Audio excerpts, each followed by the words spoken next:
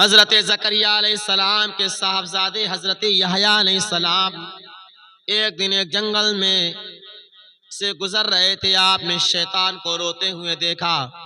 جب شیطان کو روتے ہوئے دیکھا تو حضرت یحییٰ علیہ السلام شیطان کے پاس گئے. جانے کے بعد شیطان سے کہا کہ تو کیوں روتا ہے؟ تو شیطان نے کہا کہ میں نے ایک لمبی مدت تک رب تبارک و تعالیٰ کی عبادت کی، لیکن میری ساری کی ساری عبادت بیکار چلی گئی، محض بیکار ہو گئی. میں اسی کی پچھتاؤ میں رو رہا ہوں. میں اسی لیے رو رہا ہوں کہ میں نے بہت لمبی عمر تک عبادت کی، لیکن میری ساری عبادت بیکار ہو گئی، خراب ہو گئی، میرے کوئی عبادت کام نہ آئے. تو حضرت یحییٰ علیہ السلام نے اللہ تبارک و تعالیٰ کی بارگاہ میں عریضہ پیش کیا. اے میرے مالک و مولا، اے میرے پروردگار، اے رب تبارک و تعالیٰ، اے جل شانہ، اے رب قدیر، یہ شیطان آج اپنی غلطی پر پچھتا رہا ہے، اپنی غلطی پر شرمندہ ہے، تو اسے معاف فرما دے، اسے معاف فرما دے.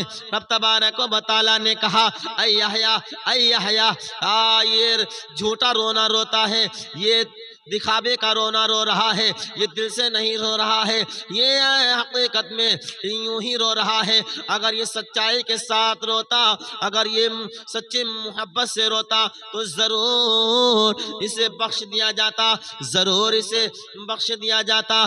یحییٰ علیہ السلام نے کہا اے پروردگار عالم، لیکن یہ تو زار و قطار رو رہا ہے. تو رب تبارک و تعالیٰ نے کہا اگر تم دیکھنا چاہتے ہو کہ یہ محبت سے رو رہا ہے یا جھوٹا رونا رو رہا ہے، تو جاؤ اس شیطان سے جا کر کہہ دو کہ اگر آج بھی وہ آدم علیہ السلام کی قبر پر جا کر آدم علیہ السلام کو سجدہ کر لے، میں اس کی خطاؤں کو، اس کی غلطی کو معاف فرما دوں گا. یحییٰ علیہ السلام شیطان کے پاس آئے.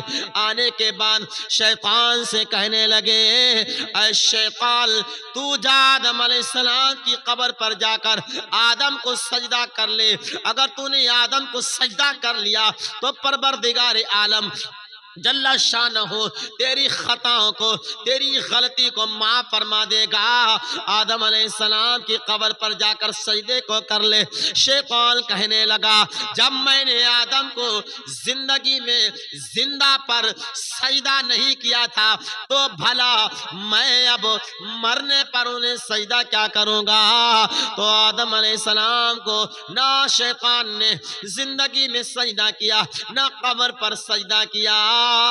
تو برادران ملت اسلامیہ، عزیزان محترم، ہر رونے والا ایسا نہیں کہ وہ مخلصی اور محبت میں روتا ہو.